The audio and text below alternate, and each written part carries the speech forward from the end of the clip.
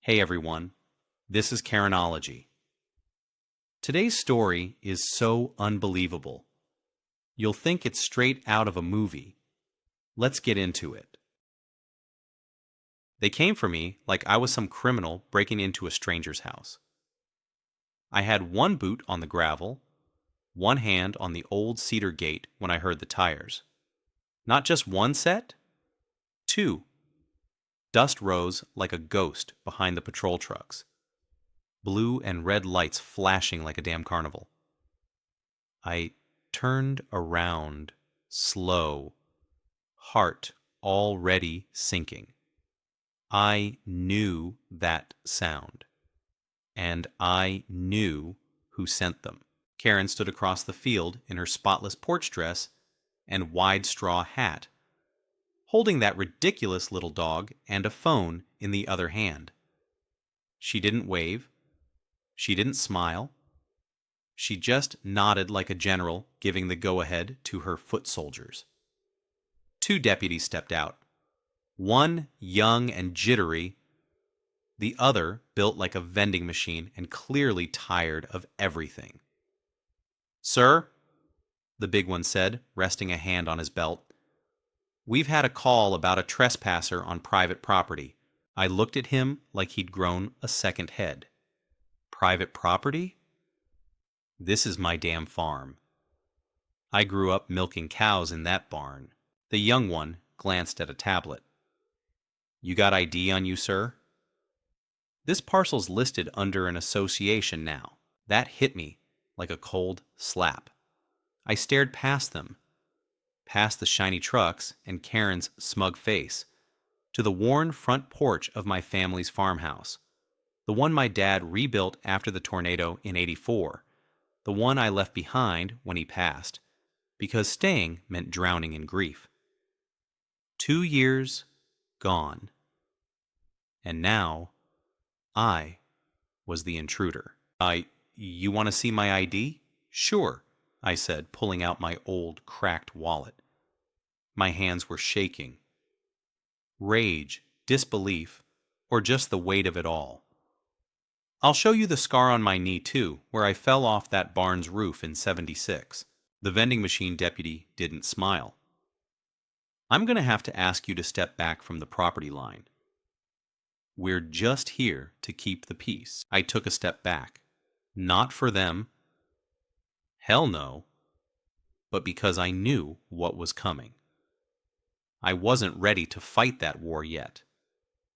But it was coming. Karen finally walked over, her heels clicking on the gravel like she owned the earth. "Officers, thank you for your swift response. This man has been harassing our residents and making threats. I have video." She held up her phone. There I was, grainy footage of me walking along the fence, talking to myself, maybe swearing under my breath about the weeds. Proof, apparently, of my villainy. I laughed. Not loud. The kind of laugh that tastes like blood. "You edited that, didn't you?" She smiled. All teeth. "We don't tolerate threats in our community." The older deputy nodded. "Sir, for now, we'll need you to vacate the premises. If there's a legal issue with ownership, you'll need to handle that through civil court." I looked at my father's house. The porch swing still hung crooked, just like he left it. I felt something twist in my chest, something old and bitter. "This isn't over," I said quietly. "It never is," Karen replied. I got in my truck, fists clenched so tight the leather steering wheel creaked. I drove off slow, like I wasn't running, like I'd be back, because I damn well would. Later that night, I sat in a cheap motel room 2 towns over, staring at the ceiling, the hum of the AC louder than my thoughts. I pulled out the old deed from my bag. A faded paper with my dad's signature, my name, and a date that now felt like a different life. Somewhere between the peeling paint and the sickly yellow lamplight, it hit me. Karen hadn't taken my land. Not yet. But she'd planted a flag, declared war. Funny thing is, I'd always been the kind of man who backed down from fights that didn't matter. But this one? This wasn't about land. It was about memory, about blood, about the kind of roots you don't rip up without consequences. And I wasn't going anywhere. Not this time. I called the only person I knew who might understand. Teddy Green, neighbor, old friend, ex-farmer, who'd sold off most of his land to the Homeowner Association years back. He picked up on the first ring. Teddy, it's me. I need to know what the hell happened while I was gone. There was a pause, then a sigh. You better come by, but keep it quiet. They got ears in the walls these days. The next morning, I drove down to Teddy's little trailer, on the edge of what used to be hayfield, and was now a half-finished development called Evergreen Estates. Kids on scooters, identical mailboxes, and too many cameras. Teddy met me out back, coffee in one hand, shotgun in the other. They turned your place into a project, he said. And Karen? She's got bigger plans than just your barn. I leaned against the rusted fence. Then I guess it's time I start drawing up plans of my own. He looked at me for a long moment. Just make sure you know who you can trust. Around here, folks smile to your face and sell you out before dinner. I nodded, because deep down I already knew. This wasn't just a fight for land. It was a fight for my name, and I'd be damned if I let them bury it under vinyl siding and fake fences. Teddy's kitchen smelled like burnt coffee and old linoleum. But it was the safest place I'd been in weeks. He poured 2 chipped mugs full and slid one across the table. His hands were shaking more than mine, and that told me plenty. I didn't ask questions at first. I let the silence work on him the way time works on rusted hinges. Slow, inevitable, he finally spoke. They didn't just buy the land, Mason. They rewrote the damn map. Whole parcels got reassigned. Boundaries shifted. Hell, half the original survey markers were dug up and tossed. I stared into the black pool in my cup. Can they do that legally? Teddy gave a humorless chuckle. With enough money and enough blind eyes, anything's legal these days. He stood, walked to a file cabinet, wedged between the fridge and the stove, and pulled out a folder thick with papers, maps, and receipts. He slapped it on the table. That's the history of your land. Every inch of it. I kept records when they started nosing around. Figured someone might need 'em one day. I opened the folder and felt like I'd cracked open a coffin. Handwritten notes from my father. Tax receipts going back to the 60s. Even a faded Polaroid of him, leaning on the porch with a bottle of Coke and that crooked grin. I had to look away. You're saying they built Evergreen on my family's land? Teddy nodded. Yours? And mine? And a few others who didn't ask enough questions. I clenched my jaw. And Karen? She started as a volunteer organizer. Now she runs the board, the security patrols, the property management office. She's queen of her little empire. And she wants your land clean and quiet. No ghosts, no history. Just lots to sell. I closed the folder slowly. I'm not going to give her quiet. Teddy leaned in. You sure about this, Mason? This isn't like the old days. They don't play fair. They don't fight clean. I looked him dead in the eyes. Neither do I. That afternoon, I went back to what used to be my father's barn. The place was stripped bare. No tools, no tractor, not even the smell of hay. Just empty echo and dust. I climbed up to the loft, more out of muscle memory than reason. That's where I found it. A loose floorboard.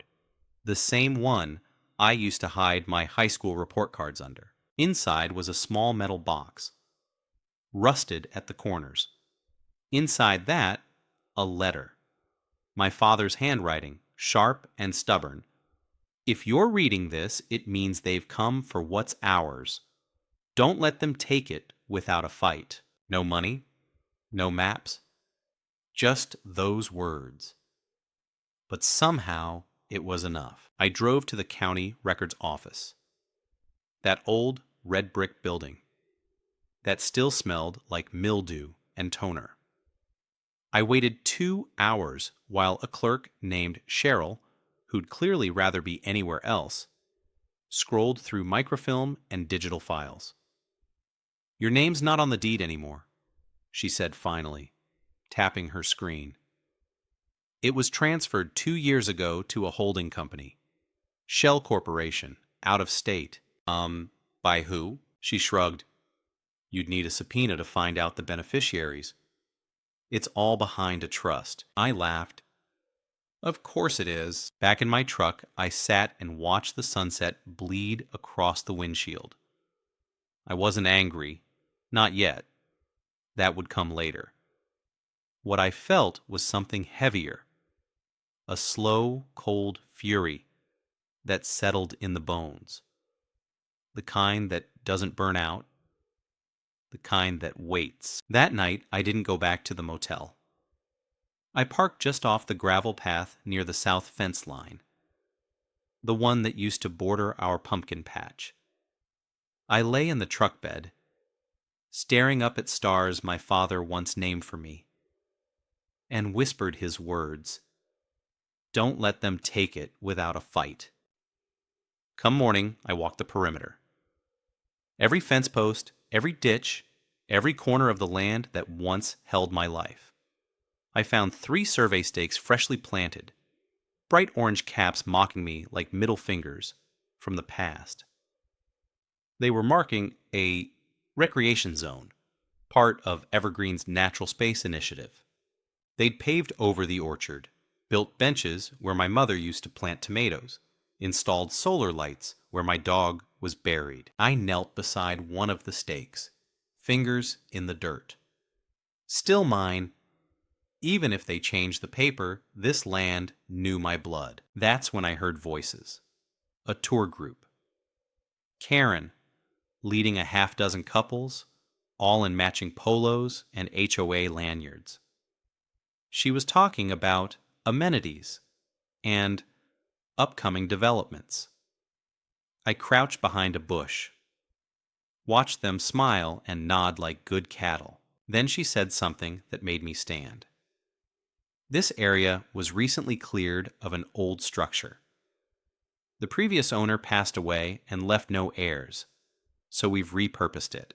I stepped out, hands in my pockets. You mean my father's barn? The group froze. Karen turned, eyes narrowing. Sir, this is a private... This land belonged to my family for 3 generations. You bulldozed our history for a goddamn picnic area. One of the men looked confused. Wait, is he serious? Karen smiled tight. This man is confused.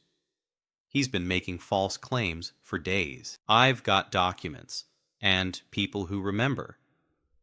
You think you can bury the past under gravel and zoning. I remember every inch of this place, and I'm not going anywhere. Karen waved her phone again. I'll call security. I stepped closer.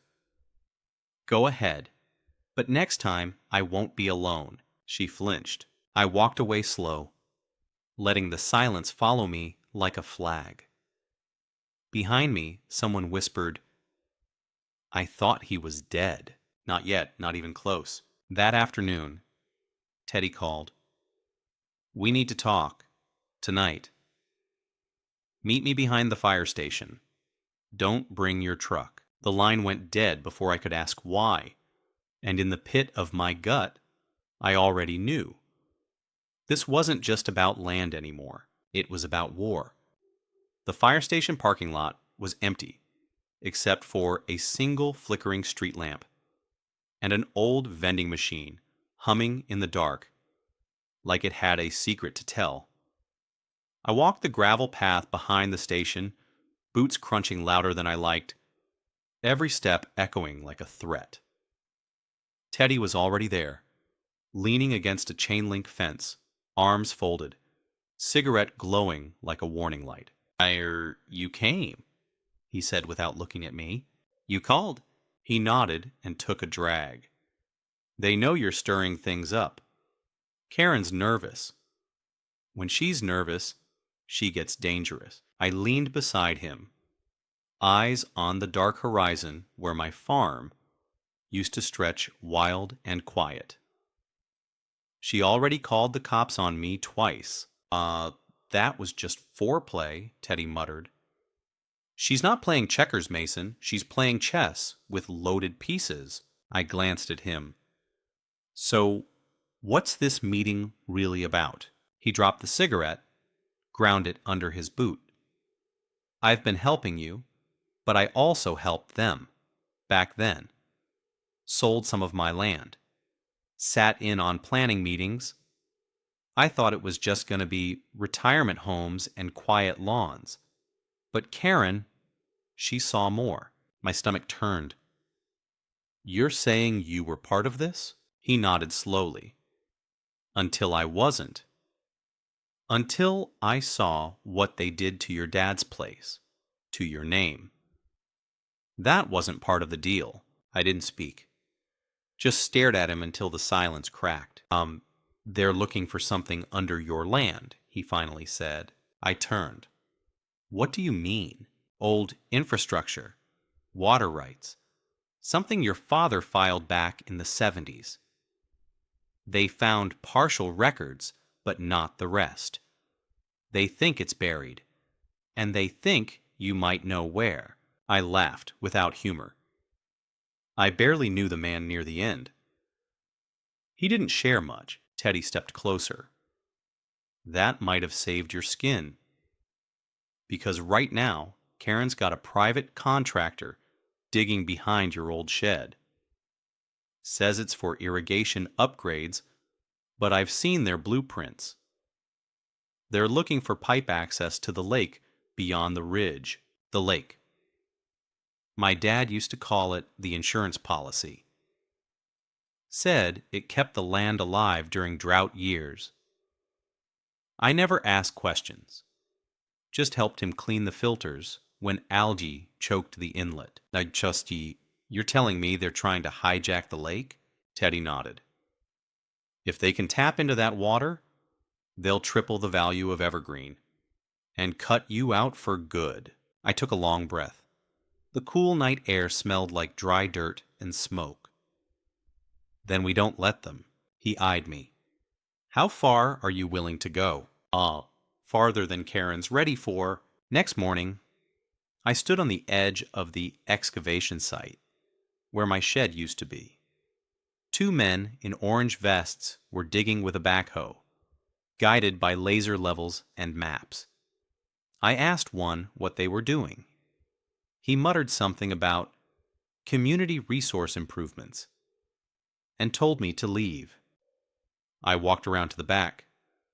The old chain of the pump house still hung off a rusted nail, hidden by overgrowth. I opened the door slowly. The inside was damp, filled with spider webs and silence. But the control panel was still intact. My father had rigged it with manual override switches. Nothing digital, nothing traceable. I flipped the primary valve shut. Back outside, the backhoe groaned and halted. One of the men cursed. "Water pressure just dropped." I smiled. Must be a faulty line. Karen showed up 20 minutes later. sunglasses on, flanked by two HOA board members in matching vests like some kind of suburban mafia. She didn't approach me at first, just walked the site, nodded, whispered to her lapdog committee. Then she turned. You're trespassing again, Mason. So are your contractors. She walked closer. All sugar and poison. We're within our development rights. This is part of our water recycling plan. Funny, that plan wasn't on the zoning notice last month. I checked. Her smile twitched. Then you must have missed the update. I don't miss things on my land. We stared at each other. Her eyes didn't blink. Mine didn't move. Then she leaned in. You want a war, old man? You got one. I leaned back, calm as a winter creek. You don't even know what kind of war you've started. That night, I called Martha. I hadn't heard her voice in 20 years. She used to handle title disputes back when my dad got into it with the county over a livestock ordinance. Now retired, living upstate, probably growing tomatoes in a greenhouse. She picked up with a groggy hello. Martha, it's Mason. I need a favor.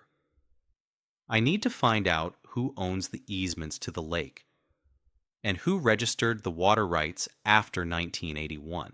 She paused. That's a damn specific question for a man who hates lawyers. I'm not calling a lawyer. I'm calling a friend. She sighed. I'll dig, but be careful. These new associations, they don't just write letters. By the time I hung up, the stars were back. I lay in the grass behind the barn, feeling the hum of the earth beneath me, the breath of my father's land still fighting to breathe. And I knew. Karen thought she was building a dream, but I was about to show her what happens when you build your house on someone else's grave. The first time I saw Karen lose her composure was the morning after Martha called me back. She'd found something. A copy of a secondary deed my father had filed in '81.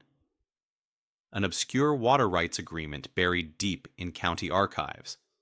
Handwritten, notarized by a man who'd been dead 20 years. It outlined exclusive rights to divert and regulate flow from the upper lake basin for agricultural purposes, tied specifically to our family name, my name. It didn't cover the land.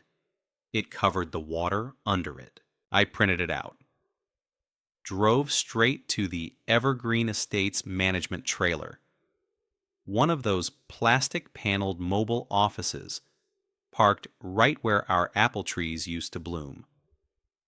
Karen was standing outside talking to a landscaper, gesturing toward a patch of synthetic turf. I didn't wait for permission.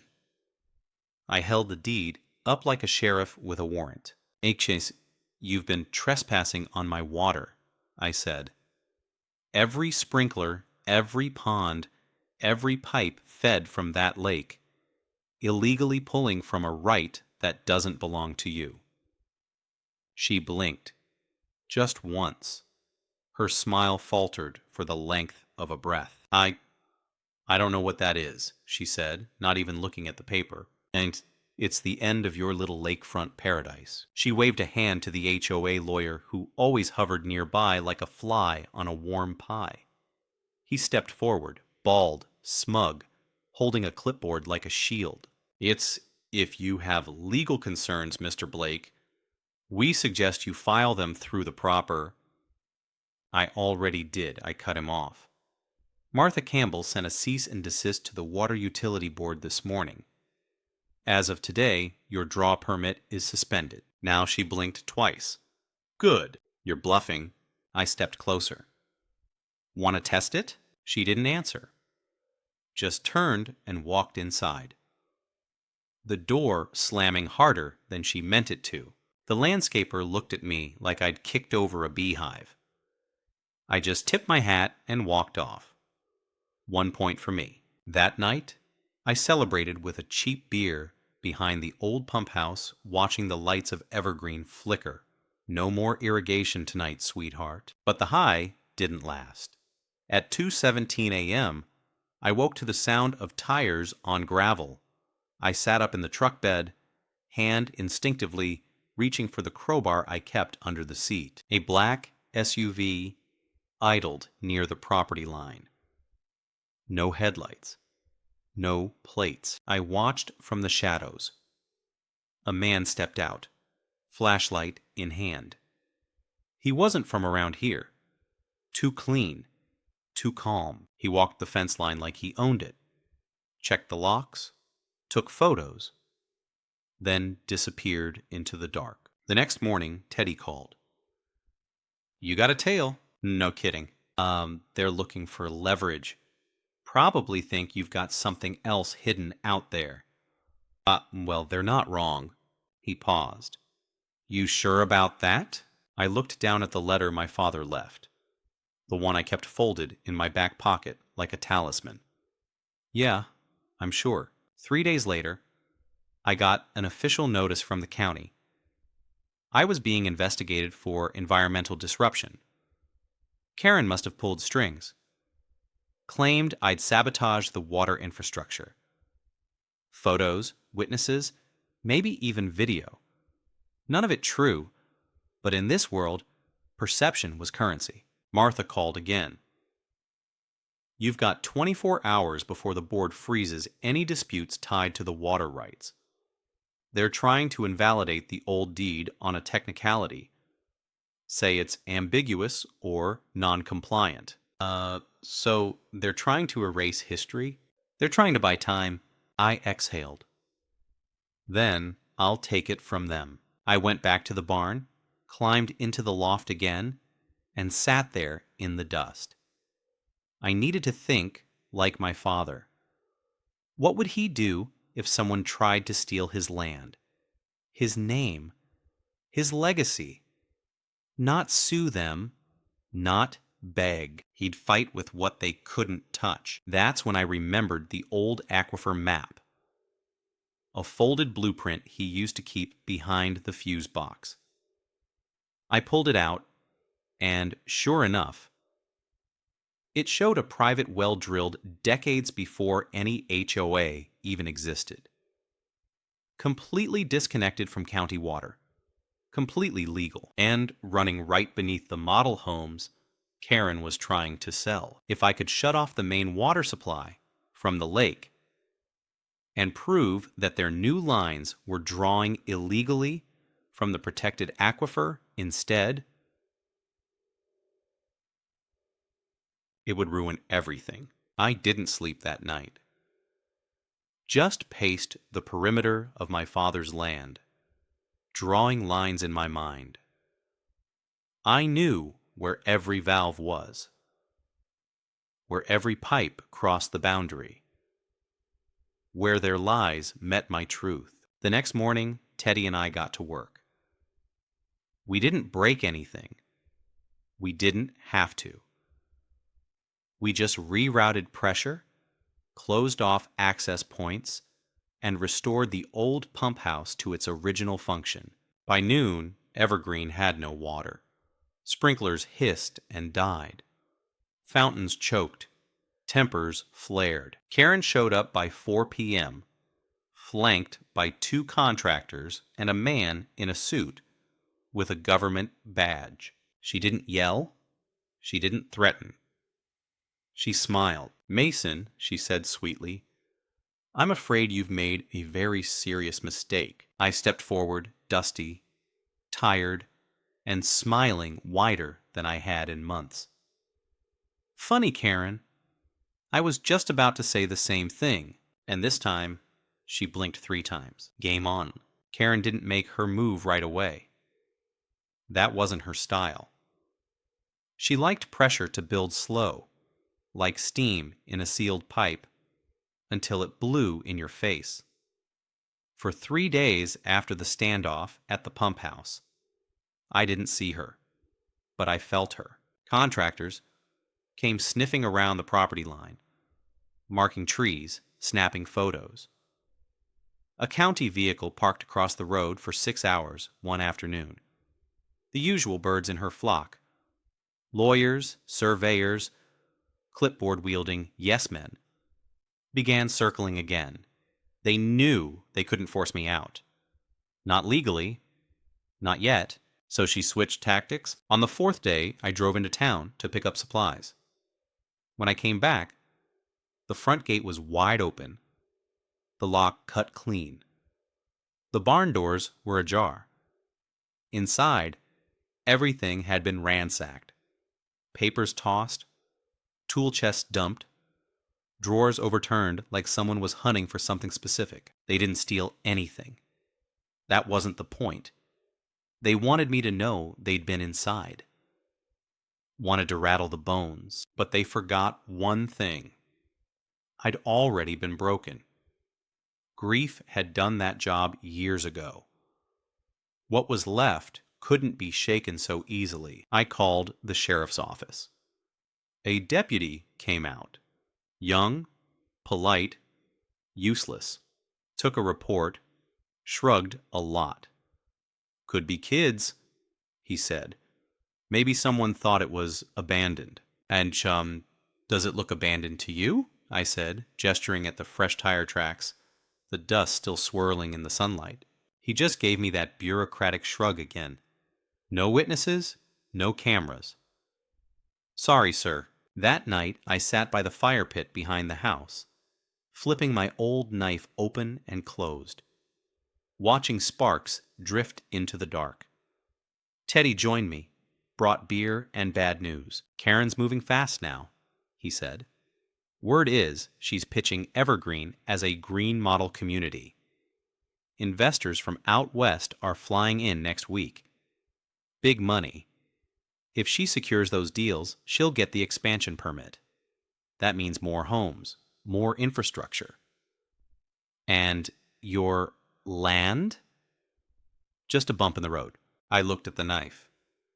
Not if I become the roadblock. He grinned, but it didn't reach his eyes. There's something else. I didn't want to tell you unless I was sure. Tell me. He hesitated, then handed me a folded photograph. It was grainy, zoomed in from a distance, but clear enough. Karen, with my sister. I stared at it like it might bite me. When?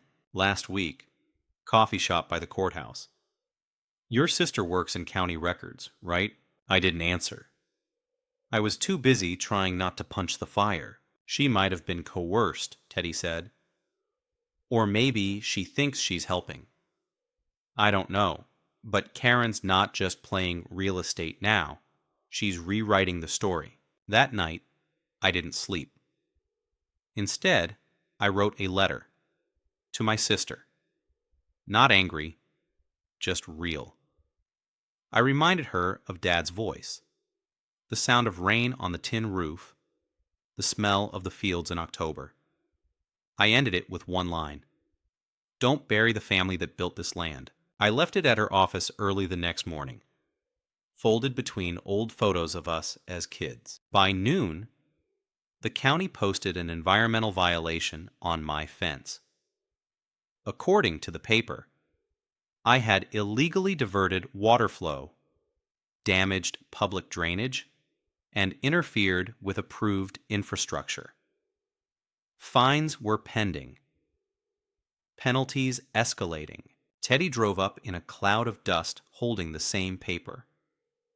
They posted it on 3 lots today. Yours, mine, and the O'Reillys. She's going wide, trying to break resistance before it forms. I didn't speak. I just stared at the old oak tree by the driveway. My father planted it the year I was born. It stood tall now, despite storms, droughts, even lightning. The bark was split in places, but the heartwood held. That night, I set up floodlights, wired motion sensors. I wasn't going to be caught off guard again. I spent hours walking the perimeter, checking fences, scanning tree lines, and somewhere between midnight and dawn, I heard it, rustling by the creek. I moved slow, quiet, caught a figure crouched by the pump house, flashlight off, tools in hand. "Don't move," I said, voice low. The figure froze, then slowly turned. It wasn't Karen, wasn't a contractor. It was a teenager, maybe 16, hoodie, scared eyes, hands trembling.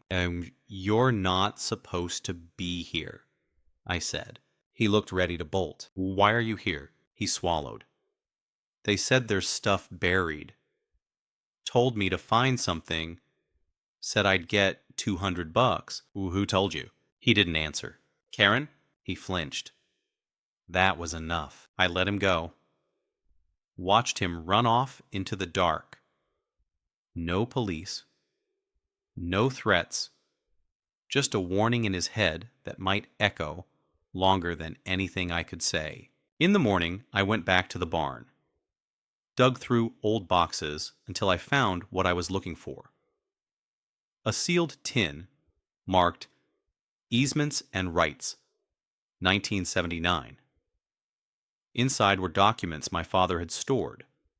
Maps, correspondences, a signed letter from a water commissioner. This was my ace. I drove into town with a copy. Delivered it straight to the office of the out-of-state investors who'd booked a conference with Evergreen next week. I didn't speak to anyone.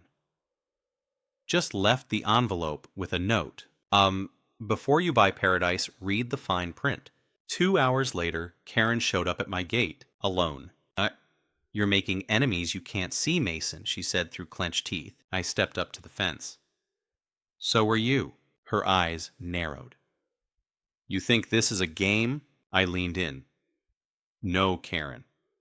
I think this is the part where the board starts asking you uncomfortable questions. She turned without another word, but I saw it. For the first time since this started, she was afraid. It started with silence. Not the peaceful kind, but the kind that hums like a live wire, warning of a storm you can't see yet. Karen vanished for 3 full days after our last exchange. No sightings, no contractors, no board meetings. Just a stillness that pressed down on the land like low pressure before a tornado. I didn't trust it, so I waited. Checked every fence. Double-locked the barn. Slept light with the crowbar by my side. And when the storm finally hit, it didn't come with flashing lights or sirens. It came with paper. A courier knocked just after dawn. Left a manila envelope on my porch. No words. Inside were 3 documents. A formal lawsuit from the Homeowner Association accusing me of property damage, defamation, and obstruction. A cease and desist order demanding I vacate what they now refer to as Phase 2 Development Zone, and a restraining order barring me from coming within 200 feet of any Evergreen sales office or board member. Karen didn't want to fight in the dirt anymore. She wanted the court to do it for her. The problem? I'd seen this playbook before.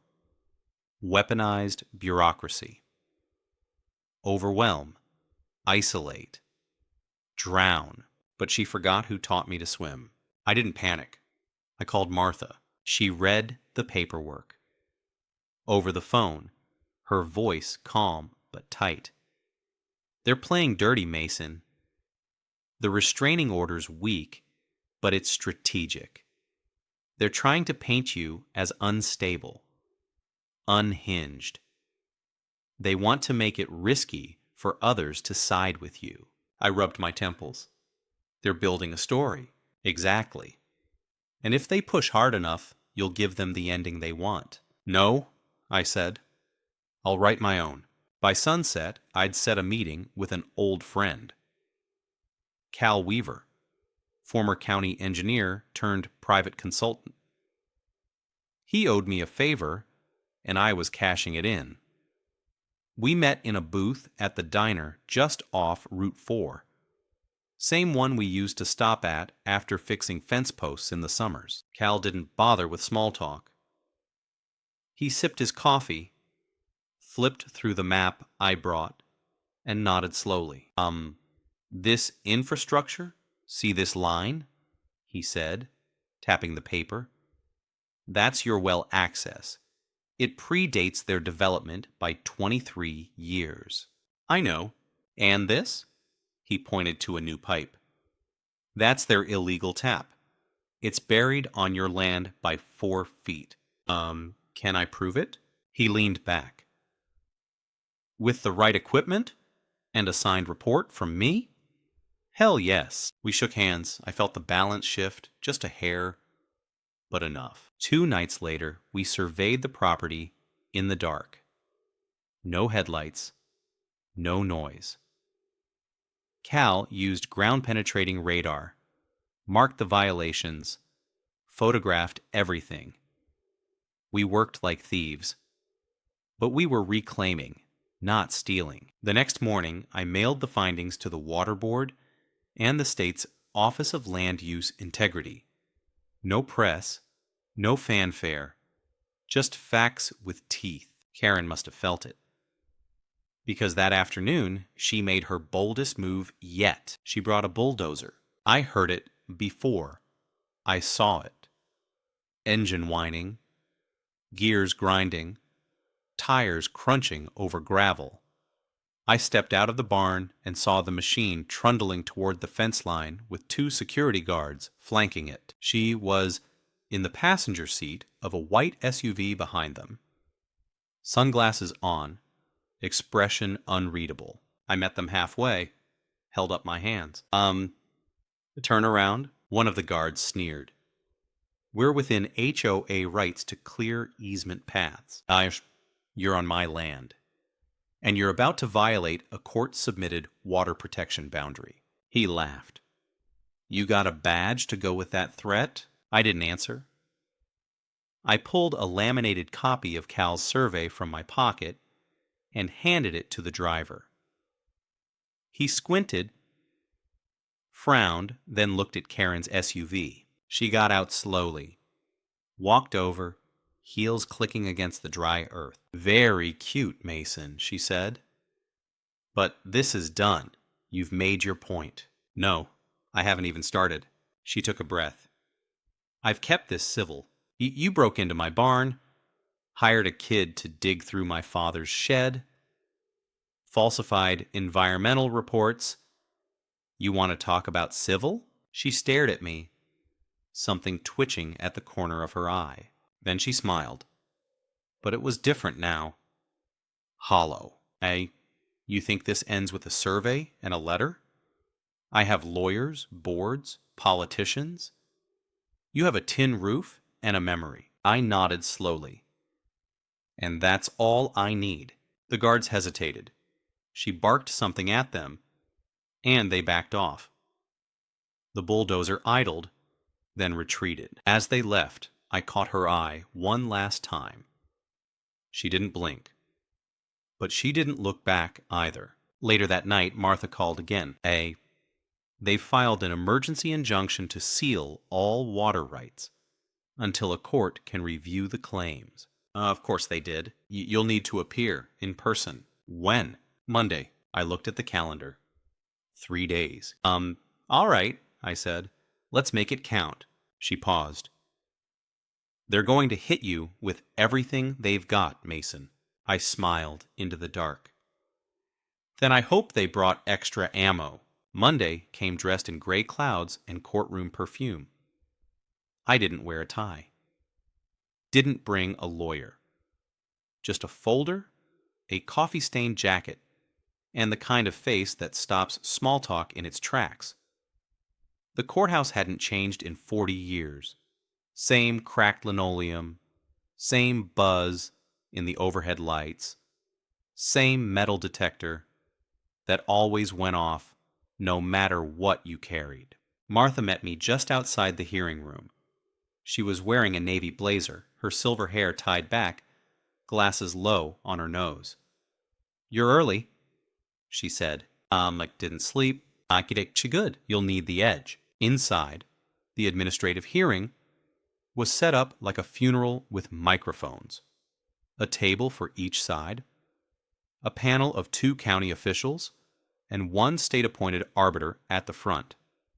Karen sat across the room with her lawyer, both of them immaculate, smug, and 2 steps ahead, or so they thought. The clerk read the case title aloud. Water Rights Dispute. Legacy Claim versus Homeowner Association Expansion. Then the real theater began. Karen's lawyer started with polished aggression. He claimed my father's deed was outdated, incomplete, and non-binding under revised property codes. He accused me of sabotage, intimidation, even trespassing, with a thick stack of photos, most of them selectively cropped or taken out of context. Karen just sat there, legs crossed, hands folded, calm, like she'd already won. When it was our turn, Martha stood. No drama, no theatrics. Just decades of experience and a razor-sharp tone. She laid out the timeline, the original deed, the aquifer rights, the illegal connections. She handed over Cal's report, official and notarized. Then she dropped a quiet bomb. The registered trust that held the lake access was still legally tied to the Blake name, meaning not only had they trespassed, they'd built Evergreen's expansion on water they never owned. The panel asked questions. Dry, procedural, layered in legal dust. Martha answered clean. Karen's lawyer objected. The arbiter leaned back in his chair. Then they asked if I had anything to add. I stood, looked straight at the panel, then at Karen. "I don't speak code," I said, "but I speak truth. That land raised me, fed me, buried my father, and they've tried to turn it into a spreadsheet. But dirt don't lie, and water don't forget. My dad filed that claim for a reason, and everything they've done since was to bury it and me with it." Karen finally spoke. "He's emotional, not objective." I turned to her. "Damn right I'm emotional. So was your realtor when he called my barn an eyesore in your brochure. So was the kid you paid to sneak through my shed at night." The room went still. Karen's lawyer whispered something. She whispered back. The panel adjourned to deliberate. 40 minutes passed like molasses. I sat with Martha in the hallway, her tapping her shoe like a metronome, me staring at the ceiling tiles. Finally they returned. The arbiter cleared his throat. Pending further investigation, all development tied to the disputed water lines is frozen. Any use of infrastructure crossing into Blake-registered parcels must cease until ownership is resolved. In plain English, stalemate, but one that worked in our favor. Karen's face didn't move, but her fingers curled just slightly against the table edge. Afterward, I stepped outside to air thick with oncoming rain. I didn't feel victory, just something loosening in my ribs. Martha joined me. "They'll appeal." "Let them. They'll come at you harder now. Not just legal." I nodded. "I'm counting on it." That night, I didn't go back to the farm. I slept in the back of the truck by the lake, near the old inlet where my dad used to fish. The water was low but steady, like it remembered what came before. At dawn, I saw the survey tape strung across the far ridge. Fresh. They were trying to reroute again, build around the ruling. They didn't learn. I walked up with wire cutters and cut the tape. All of it. Every line. Left the shreds in the dirt. Then I called Cal. They're at it again. I'll be there by noon. We'll document it all. But they moved faster. By the time we got back to the ridge, someone had set fire to the dry brush near the survey stakes. Controlled, targeted, but it had scorched 30 feet of grass, right up to the oak line. Arson, but with just enough ambiguity to pass as accident. Teddy showed up, pale and pissed. They're testing how far they can go. No, I said. They're showing us how scared they are. Because you don't burn something unless you know you're losing control of it. That night, I set up cameras. Not store-bought, military grade. I still had friends in places Karen couldn't imagine. They wanted a war. They just forgot one thing. I was born on this battlefield. I didn't sleep much the night after the fire. The smoke had long cleared, but the smell lingered in the grass, in my hair, in the folds of my shirt. It followed me like a warning, whispering that something else was coming. And it was. Just after sunrise, I reviewed the camera feeds. 2 of them had gone dark, cut, not malfunctioned. The third one? Still recording. It caught everything. A man in a maintenance uniform, face obscured, moving along the eastern fence line with a pair of bolt cutters and a small gas can. Precise, deliberate, and not local. I clipped the footage. Drove straight to the sheriff's office. They watched the video in silence. Sheriff Barnes rubbed the back of his neck. Damn it, Mason. You know what this means? I nodded. Karen brought in outside help. He looked at me. I can't prove she ordered it, but I can start a fire investigation. Maybe even link it to the development board. I don't need charges. I need time. I need space. He sighed. You're stirring up a hornet's nest, and you're doing it with a stick made of dry twigs. I know what I'm doing. Do you? He asked. Then softer. Because if they escalate again, you won't just lose land. You could get killed. I looked him square in the eye. They'll have to earn it.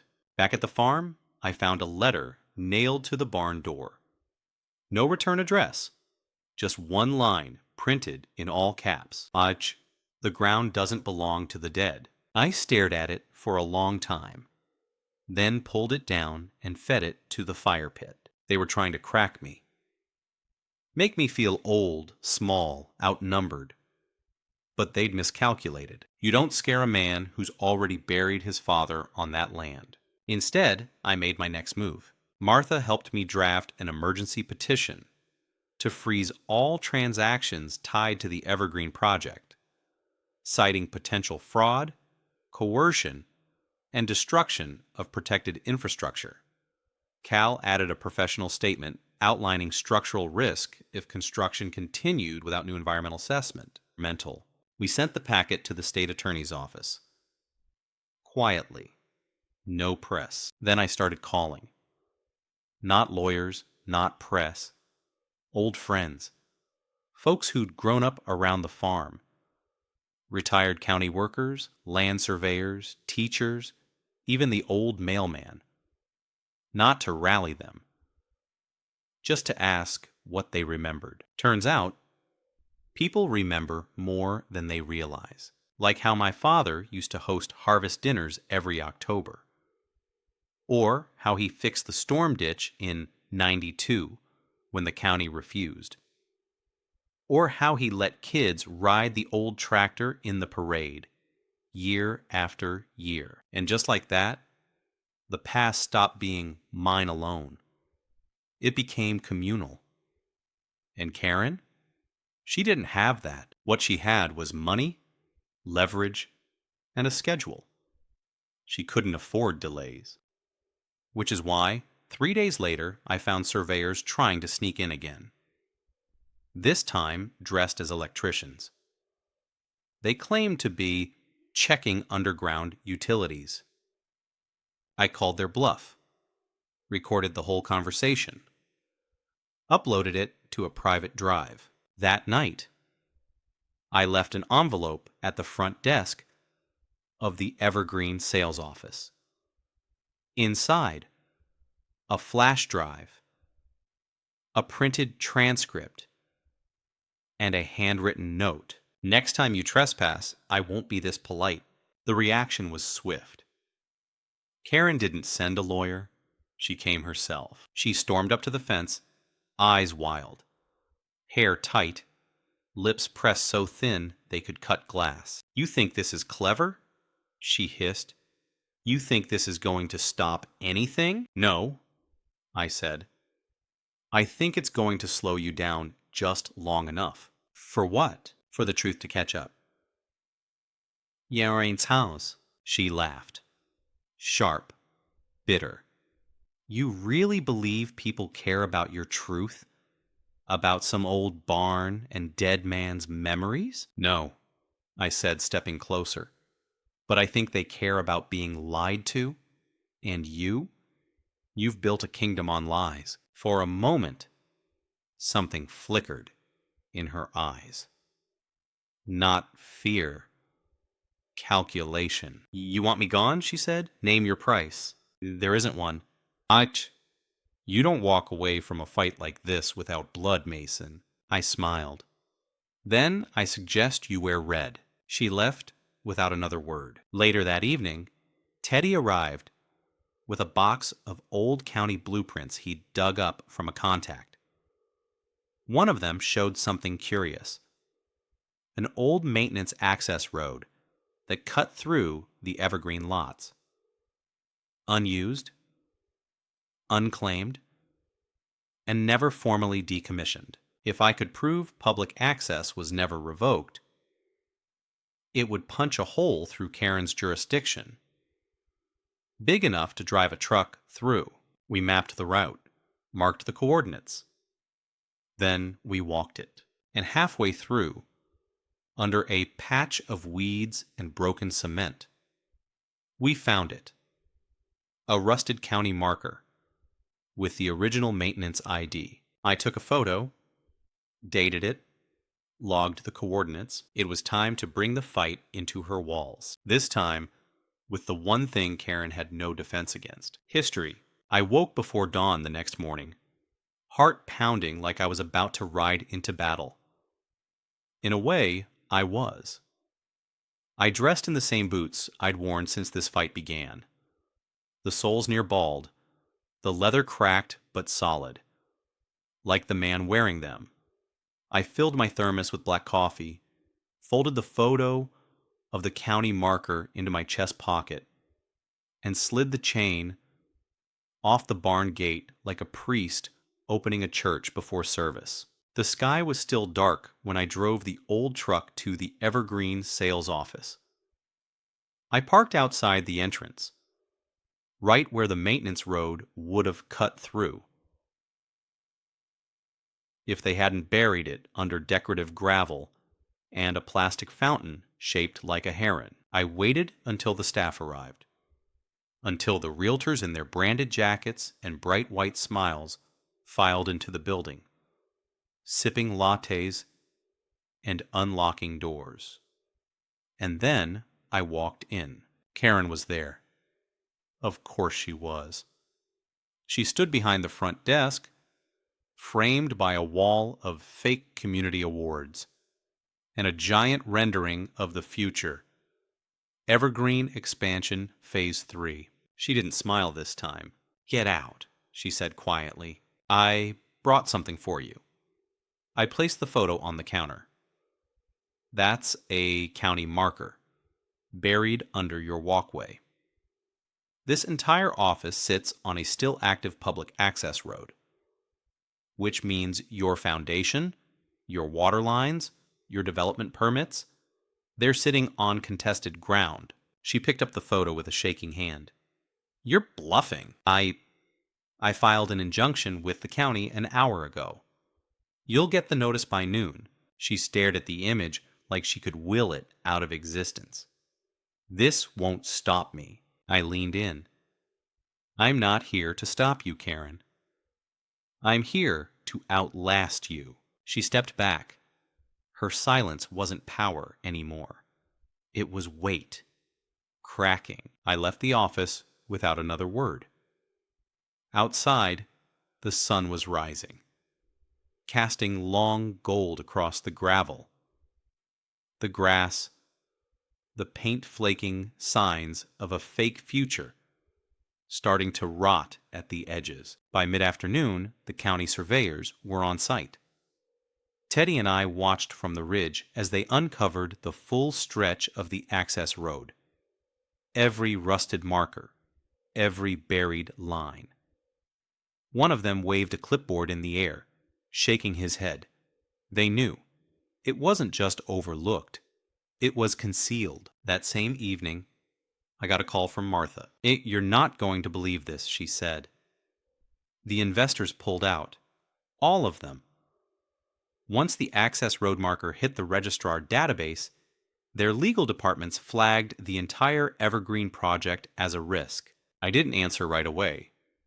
Just watched the wind blow through the wheatgrass near the barn. The way it used to when I was a boy. Mason? I believe it, I finally said. I just don't think she does yet. That night, Karen came to the farm, alone. No security, no clipboard, no smile. She stood at the gate for a long time before I walked down from the porch to meet her. For the first time, her voice was flat. You win. I shook my head. No, I just didn't lose. She looked at the fields behind me, the broken fence, the half-dead orchard, the barn with the sun-bleached roof. Why fight so hard for a piece of dirt? Because it remembers who I am? She stared at me. I could see it now. Everything unraveling behind her eyes. The board would turn. The developers would vanish. Her grip, undone. I was supposed to make this place better, she whispered. Cleaner? Safer? Controlled? You built a story, I said. But you forgot the people who lived here before your chapter started. She didn't argue, didn't scream. She just walked away. Shoulders curled in, steps slow. I watched until her SUV disappeared past the trees. Then I turned back to the porch. The wind had shifted. The air smelled like cedar and old dirt. And maybe something else. Something new. Teddy joined me, holding 2 beers. So that's it? I took one, sat down in the creaking chair my father built with his bare hands. That's something. We drank in silence. The lawsuit would drag on. Papers would be filed. Boards would meet. But the war? That was done. The water would stay where it belonged. The land would remain scarred, but untouched. And me? I'd sleep in my own bed again. Not because I won, but because I remembered what couldn't be bought, sold, or stolen. Legacy. And no piece of paper could erase that. Not while I was still breathing.